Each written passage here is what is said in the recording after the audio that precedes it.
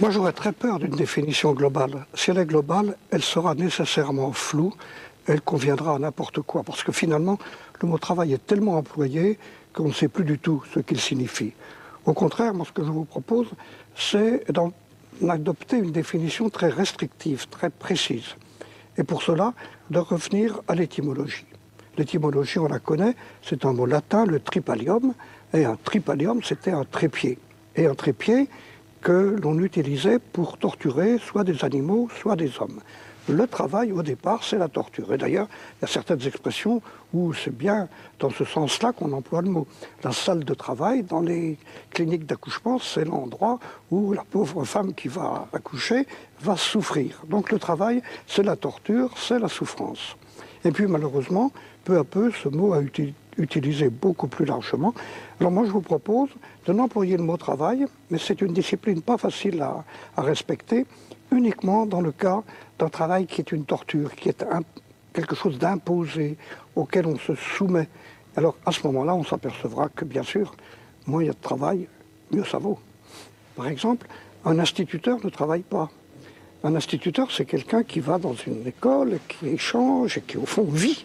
Et à ce moment-là, ça n'est pas quelque chose de subi, ça n'est pas une torture. De même un acteur, de même, etc. Si bien que la plupart des gens pourraient dire que le plus souvent, ils ne travaillent pas, mais ils ont une activité. Et cela met tout de suite l'accent sur l'absence de travail, que l'on déplore souvent, alors qu'on devrait, au contraire, s'en réjouir. L'absence de travail est devenue l'absence d'une fonction, l'absence d'un rôle. Et je crois qu'il vaudrait beaucoup mieux représenter les fameux chômeurs comme des individus à qui on refuse l'accès à une fonction, l'accès à un rôle dans la société. Et on comprend mieux à ce moment-là que, effectivement, c'est la torture, c'est l'absence de travail pour eux. Il y a 17 000 ans, 20 000 ans, des hommes qui n'étaient pas encore civilisés, qui ne travaillaient pas, ont peint les grottes de Lascaux, les grottes d'Altamira, etc. Et en faisant ça, ils ont commencé à créer la civilisation. La civilisation, c'est justement commencer à regarder le monde autrement, à s'imaginer, ce qui est quand même une idée très étrange, qu'en peignant un bison sur le fond de la grotte, eh bien, on va intervenir sur le résultat de la chasse. Eh bien, ils ont commencé, et ça, c'était 5, 6, 10 000 ans avant l'invention de l'agriculture et donc l'invention du travail. Non, le travail n'est venu que bien après, et en fait, le travail, pour moi, c'est un épisode dans l'histoire de l'humanité, un épisode qui aura duré une dizaine de milliers d'années et qui disparaîtra. Malheureusement, on s'y est un petit peu trop habitué et on a cru que c'était une nécessité. Mais non, le travail n'est pas une nécessité. Dans la nature, c'est un concept qui n'existe pas.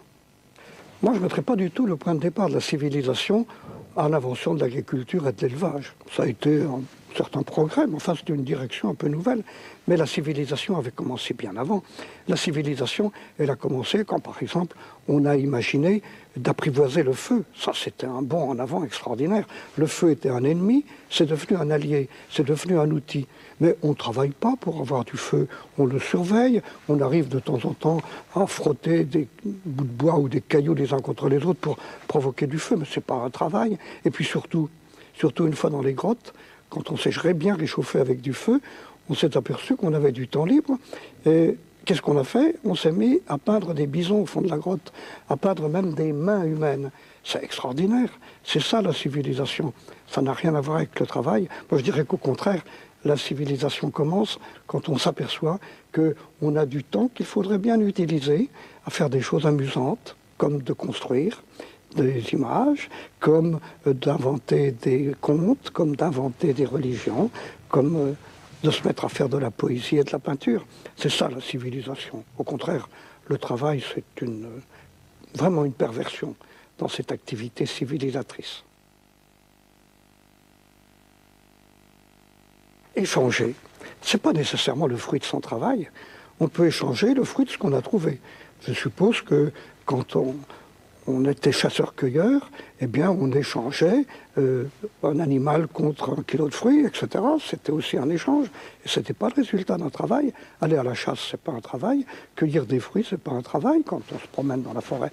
Si bien que les véritables échanges n'étaient pas des échanges de choses que l'on avait produites.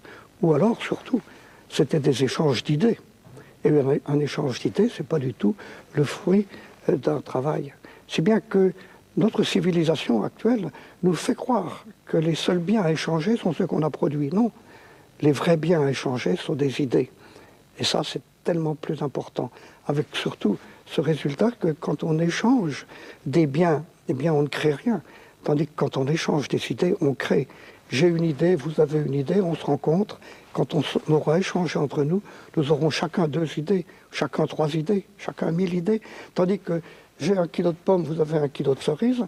On échange, à la sortie, on a toujours le même nombre de pommes et de cerises. L'échange des biens matériels est un échange qui ne produit pas, alors que l'échange des idées est un échange qui produit. On est loin du travail, on est en pleine civilisation. Les fameuses races dont on entend parler surtout au XIXe siècle, puis encore maintenant de temps en temps, sont des concepts définis à partir de l'apparence des gens. Alors bien sûr, il y a des gens à peau noire, des gens à peau blanche, etc. On avait cru pouvoir en faire des races, on s'aperçoit que ça n'a pas de sens. Mais il y a eu aussi une notion de race en décomposant l'humanité en différents groupes qui pouvaient paraître tout à fait hétérogènes. Au fond, il y avait ceux qui travaillaient par nature et ceux qui avaient le droit de ne pas travailler. Par exemple, parce qu'ils étaient des nobles, parce qu'ils avaient du sang réputé bleu, alors que les autres ont du sang que l'on constate bien être rouge. Finalement, il y a eu comme une espèce d'acceptation d'une fatalité que certains étaient faits pour ceci et d'autres étaient faits pour cela. Et ça se retrouve encore maintenant. Quand à l'école on dit « Oh, celui-là il est fait pour être un manuel, celui-là il est fait pour être un intellectuel, celui-là il est fait pour être bon en maths, celui-là il est fait pour être bon en rien », eh bien cette vision-là, qui est l'acceptation d'une fatalité, elle ne correspond à rien de vrai. Si c'était vrai, il faudrait l'accepter, même si on trouve ça un peu déplaisant. Mais il se trouve que ça ne correspond à rien de vrai, sauf qu'à particulier pathologique, il n'y a pas vraiment de fatalité. Et c'est contre cela qu'il faut lutter, l'acceptation d'une fatalité, d'une classification. Dès qu'il y a classification, il y a finalement un peu de racisme. Ce que je produis m'appartient, évidemment. Et puis je peux le donner, par conséquent, échanger. Mais le plus souvent, ce que j'ai produit, je l'ai produit avec plaisir et absolument donc sans torture et donc sans travail, si on accepte la définition qu'on a donnée au début. Si bien que je ne lirai pas du tout, moi, le travail à la possession. Tout au contraire, il se trouve que quand on va travailler à l'usine, et que c'est un véritable travail, une véritable torture, parce qu'on ne peut pas faire autrement, eh bien justement ce que l'on produit ne vous est pas donné. Il est donné au patron, il est donné à la société qui vous emploie, mais ce n'est pas vous. Et ça fait partie justement de la torture, de penser que ce que l'on a contribué à créer, à produire, eh bien, ne vous appartient pas. Je dirais qu'à partir du moment où on possède un bien parce qu'on l'a fait, le temps qu'on a mis à le faire, les efforts qu'on a mis pour le faire, vous voyez, j'évite le mot travail, eh bien, n'ont pas été du travail, n'ont pas été une torture. Et j'espère que peu à peu, on va entrer dans une société où effectivement, on dira à chacun ce que tu as produit. Par exemple, les idées que tu as produites, le livre que tu as, l'œuvre d'art que tu as fait, eh bien, elle t'appartient, mais elle t'appartient dans un sens, au fond, qui te permet tout simplement d'échanger.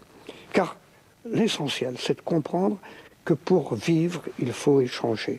Non pas seulement pour vivre matériellement, parce qu'il faut échanger des pommes de terre contre des beefsteaks, non, ça c'est un peu dérisoire. Mais pour vivre, il faut se construire. Il faut peu à peu devenir une personne. Et on ne peut devenir une personne que par l'échange. L'échange qui est justement la finalité même de l'appropriation, la finalité même de la production. Mais j'espère surtout qu'il n'y aura plus de travail du tout. Par conséquent, voilà qui sera concret. C'est une société où l'idée même d'aller travailler ne viendra plus à personne, puisqu'il y aura des robots pour faire ça. C'est ce que nous sommes en train de vivre. Depuis un siècle, le nombre d'heures de travail nécessaires pour produire un quintal de blé ou pour produire une voiture, ce nombre a été divisé par 10, peut-être par 100 dans certaines conditions. Et par conséquent, il va bientôt tendre vers zéro, ce nombre d'heures de travail. Alors, il n'y aura plus de travail, qu'est-ce que l'on fera? À ce moment-là, il faut s'apercevoir que vraiment, ne plus avoir de travail est une bonne chose, à condition que ce soit remplacé par un certain projet humain. Quel peut être le projet humain? Quel est-il normalement? Eh bien, il suffit de se rendre compte de ce que c'est qu'un homme. Un homme, c'est un animal, d'accord. Il est soumis aux mêmes contraintes que les autres animaux, d'accord. Mais il a quelque chose en plus. C'est qu'à partir de l'individu qui vient de naître, peu à peu va se construire une personne, c'est-à-dire quelqu'un de conscient et capable de choisir ce qu'il devient. Et pour construire cette personne, chacun a besoin de tous les autres. Et du coup, tout naturellement, eh bien, chacun va être considéré comme nécessaire. L'idée que certains sont en trop, tout simplement parce qu'on ne voyait en eux que des travailleurs et qu'il n'y a plus de travail, eh bien, cette idée-là est complètement monstrueuse. Or, nous sommes en train d'accepter qu'il y ait des gens dont on ne sait pas quoi faire. On les appelle des chômeurs. Et le pire pour eux, c'est pas de ne pas avoir de travail, c'est même pas de ne pas avoir de ressources, c'est d'être considérés comme des gens dont personne n'a besoin. C'est toujours, toujours, toujours faux.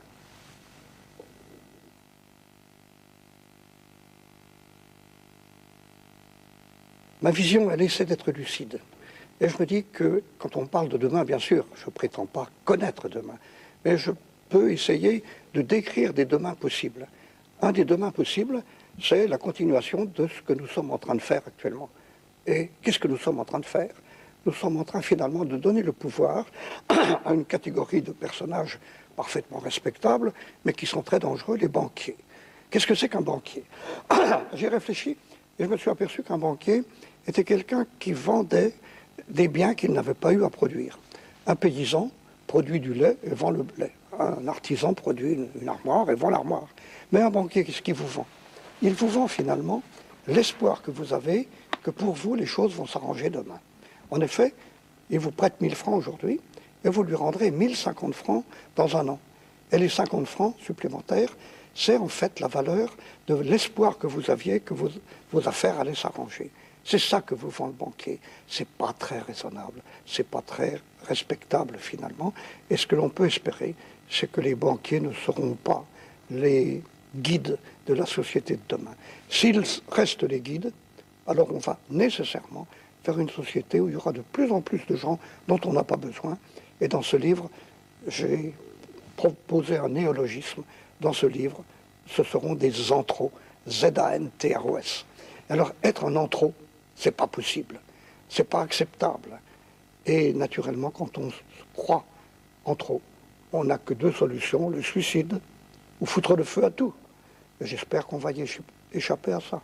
Alors l'autre perspective, l'autre petite fable que j'ai proposée, c'est la victoire de l'humanitude. L'humanitude, c'est un mot que j'ai un peu pris à Senghor. Senghor qui avait parlé de la négritude. Et la négritude, c'était la richesse apportée aux hommes par les gens à peau noire.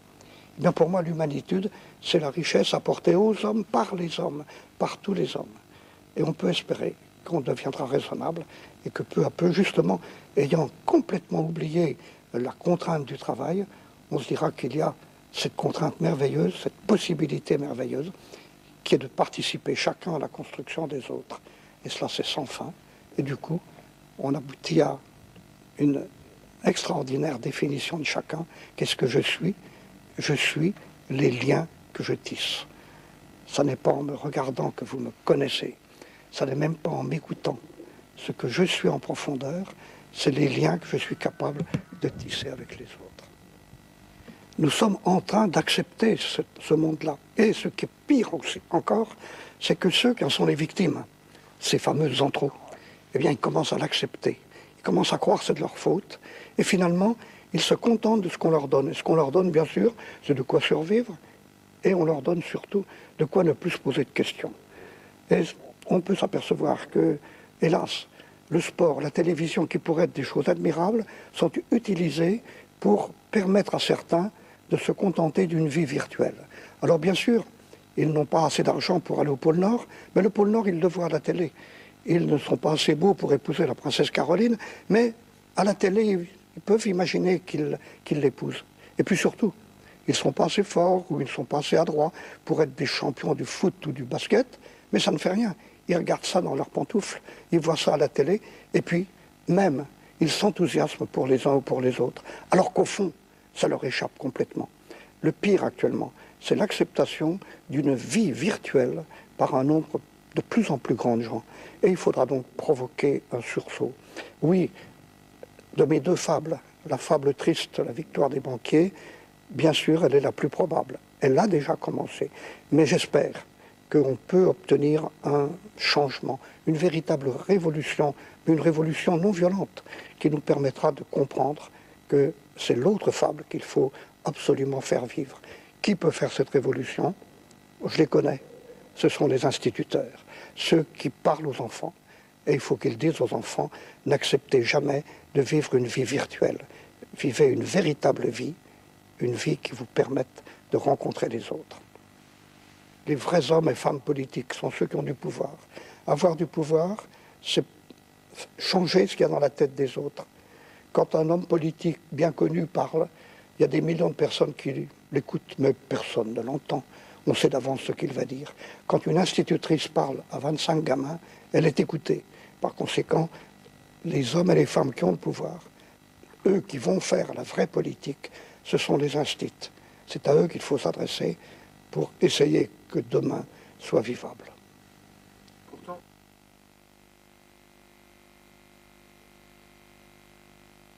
c'est pas vrai. Ils ne sont pas désintéressés.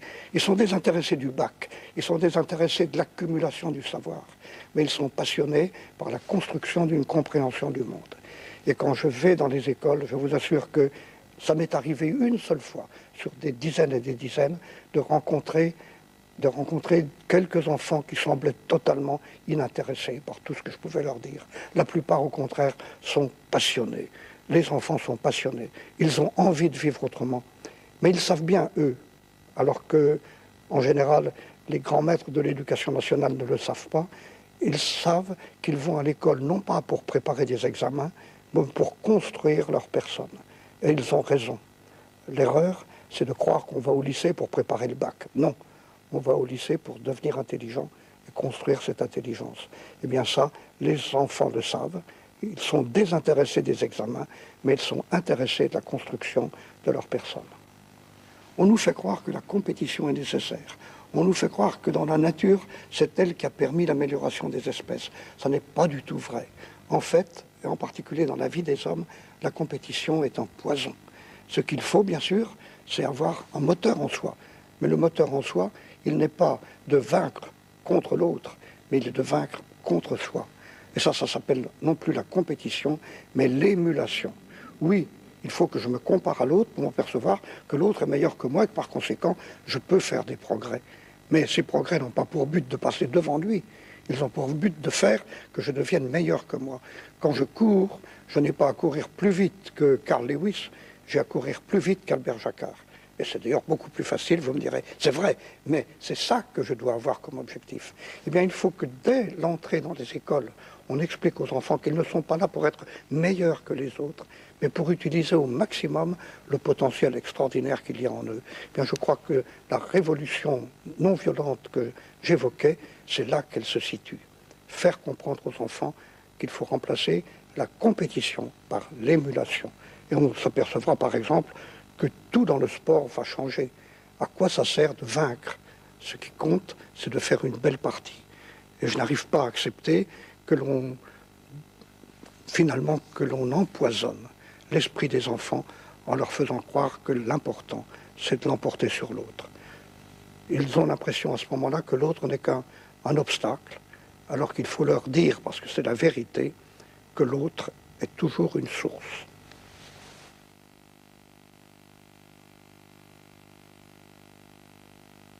Le mot chômage, c'était un mot très positif il y a un siècle.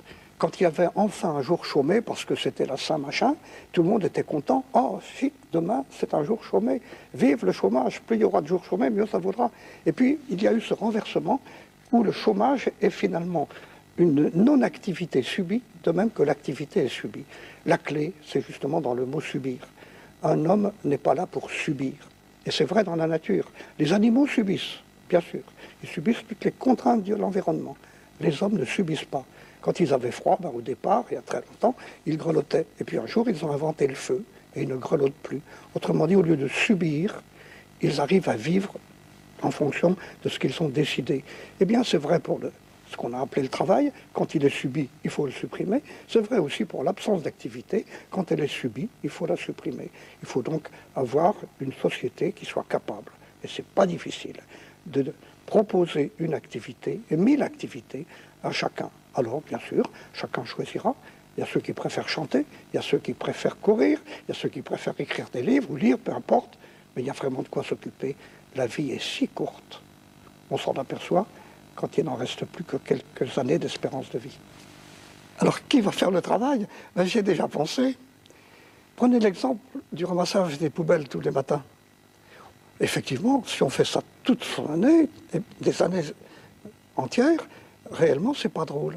Mais si on répartissait, imaginez qu'un professeur d'université soit obligé 2 ou 3 jours par an, pas beaucoup, d'aller ramasser les poubelles.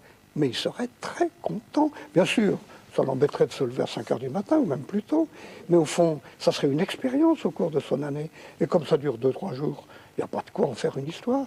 Autrement dit, ça serait un partage qui permettrait de transformer ce qui est un travail quand c'est contraint, quand c'est obligatoire, en une activité très ludique, quand on le fait de temps en temps. Et je dirais, tiens, dans 1 mois, j'ai mes 2-3 jours de ramassage des poubelles chic, je vais rencontrer un tel, je vais rencontrer des gens différents, je vais voir Paris, autrement que je ne le vois d'habitude, mais il serait joyeux. En tout cas, moi, j'étais volontaire pour aller ramasser les poubelles, à condition qu'on ne m'oblige pas à le faire toute ma vie, mais qu'on me dise, tiens, c'est ton tour, pendant 2 jours, c'est à toi. Pourquoi pas?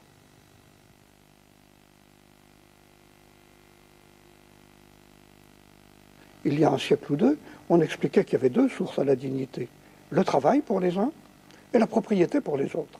Car les grands propriétaires, les grands nobles qui avaient des fortunes colossales, ils n'avaient pas besoin de travailler, mais ça suffisait. Du moment qu'ils avaient des propriétés, ils avaient le droit de vivre. Quant aux autres, ils devaient acquérir le droit de vivre en travaillant. Mais c'est une monstruosité à peu près équivalente à celle qui nous faisait croire qu'on pouvait accepter toutes les tortures dans cette vie et qu'on aurait une récompense plus tard dans l'au-delà. Non, il ne faut pas croire à ce genre de choses. C'est dans l'immédiat qu'il me faut comprendre que tous les hommes ont le même potentiel, ou des potentiels différents, mais en tout cas extraordinaires, et que ce n'est pas par le travail que je vais compenser le fait que je suis né sans propriété. Le propriétaire, finalement, n'est jamais que quelqu'un d'un peu abusif. Et le travail est une torture dont je peux me passer. Ma dignité, je la trouve en échangeant, et en échangeant de préférence des idées.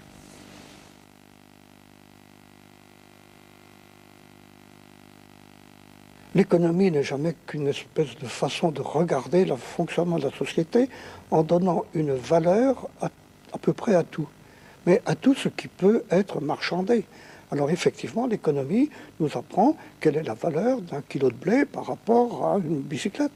Mais l'économie est incapable de nous dire ce que ça vaut, ce que produit une infirmière en guérissant quelqu'un, ou ce que produit une institutrice en donnant de l'intelligence à un enfant. Et par conséquent, l'économie, au fond, ça m'est complètement égal, elle ne concerne que la part des activités humaines qui produit des biens marchandables. Or, cette part vient de diminuer de moitié. Au XVIIIe siècle, 97 ou 98% de l'activité des hommes produisait des biens marchandables, donc qui avaient une valeur, donc dont les économistes pouvaient s'occuper. Mais aujourd'hui, c'est moins de la moitié, et dans un demi-siècle, ça sera moins du quart. Autrement dit, le domaine où les raisonnements des économistes s'appliquent est un domaine qui est en train de se réduire comme une peau de chagrin. Parlons d'autre chose, parlons de ce qui n'a pas de valeur marchande, mais qui a la véritable valeur humaine.